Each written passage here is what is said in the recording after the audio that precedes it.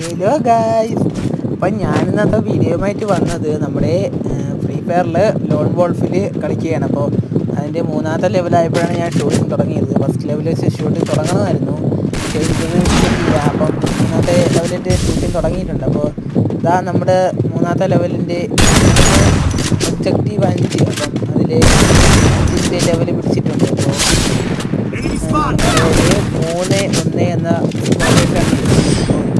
എന്നാണ് അടിച്ചിട്ടു. അതിൽ രണ്ടുപേരും ചത്തു.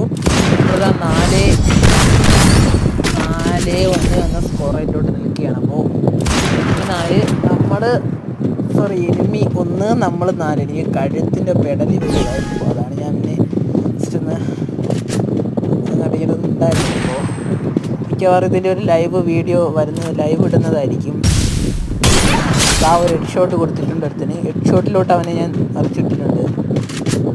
അപ്പോൾ ഇനി അടുത്തവനെയും കൂടെ എടുത്തിട്ട് അറിയണം ഗൈസ് ഞാൻ കുറേ നാളുകൊണ്ട് വിചാരിക്കുന്നു എനിമീനെ എടുത്തിട്ട് അറിഞ്ഞു തൊലയുന്നു.